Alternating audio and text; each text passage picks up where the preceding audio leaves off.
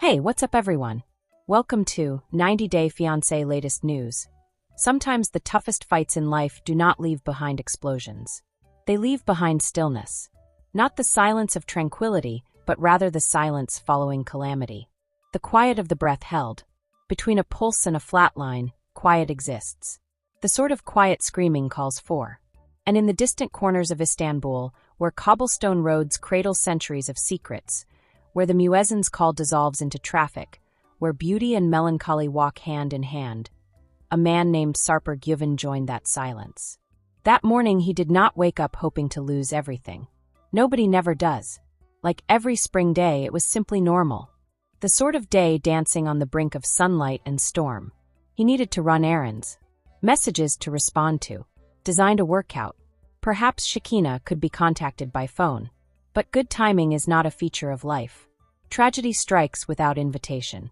The rain had arrived gently, almost playfully, tapping on windscreen like a forgotten beat. The streets sparkled with false reality. The skyline of Istanbul, with its historic minarets towering into an overcast sky, silently watched what was about to happen. Sarper drove precisely, confident, encased in the armor of muscle memory as usual. His elegant and costly automobile moved over traffic like a signature on a blank paper. Confidence, though, is not immunity, and even the best of hands lose control.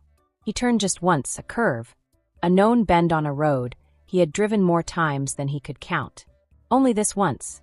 The road did not pardon mistakes. The tires kissed the asphalt covered with rain. Traction left. Momentum erupted. Metal yells. Glass moved slowly and resembled shrapnel. The car whirled, then raised, then folded as though the very rules of physics sought to downplay him. Inside Sarper's body started to move as a puppet of suffering. First to go were his hands, those trained, sculpted instruments of control. His fingers broke like fire through dry leaves. His arm leaned inward. The weight of the seatbelt taxed his ribs. His head thuddingly struck the window, dull and unforgettable. The world darkened. Gray comes next. And then suffering. He was conscious when the paramedics found him, but not present. His breath was shallow, his eyes flicked.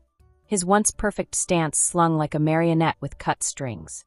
Blood silently gathered on the floorboard. Only one sneaker had flown off. The dashboard included one of his rings buried in it. And somewhere, frozen on a picture of Shekinah, a phone lay broken. The journey to the hospital smudged like a dream created from sirens and tunnel vision. He listened to voices. Sensual pressure.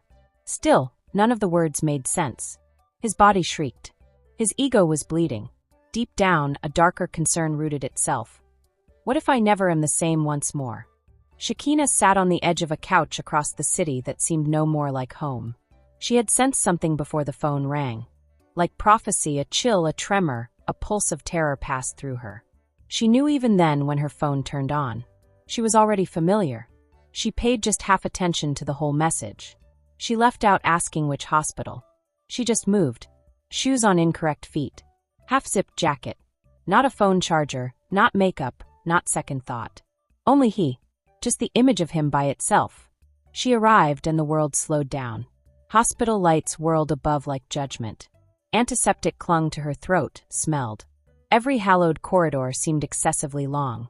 She noticed him then as well. Neither Sarper, the man. Not Sarper, the influential person. Not Sarper, the definition of manhood excellence. But Sarper broken. Hooked in fore fashion. Fingers wrapped like presents from heaven. Bruises blossoming beside his jaw like violet ink. She did not cry. Not now. Later on, in toilets, stairways, in the cramped, claustrophobic area between his gasps and her prayers, would be the tears. She sat next him, reluctant to touch him too firmly. Not sure I should hurt him further. Fearful of what his appearance suggested. That he had aged 10 years in one day. Once his eyes opened. Minuscule. And in that flutter he spotted her. She then observed him. None of walls. Not posing. Just a dude. Who had just left to breathe. And he did not oppose her love for the first time since they met. He simply accepted it. The next days turned into a painful calendar. Every hour presented a different test.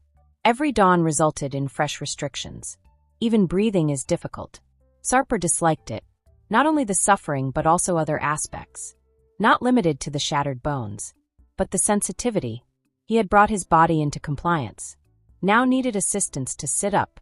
He, who had managed every facet of his reputation. Now his own hands were uncontrollably erratic. Shekinah stayed as well. When he collapsed too weak to raise his head, she held the straw to his lips. She cleaned the tears he pretended were absent. When the nurses moved insufficiently, she screamed at them. She ate vending machine crackers, slept on chairs, and committed every beep on his heart monitor to memory.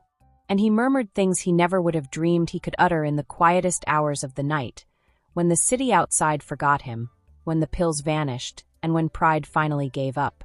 "I'm afraid. I want you not to see me looking like this. I know not who I am anymore." And she responded to every confession with accuracy. "I see you more clearly now than I could have years ago.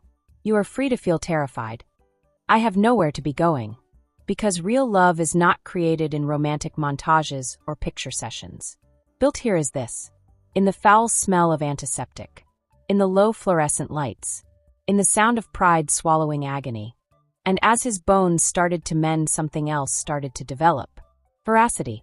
Real, unadulterated, horrible trust. He stopped apologizing for needing her.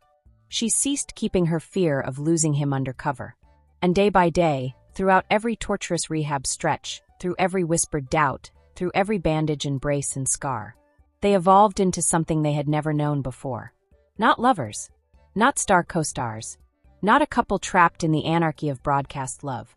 Still, two souls are surviving. Collectively.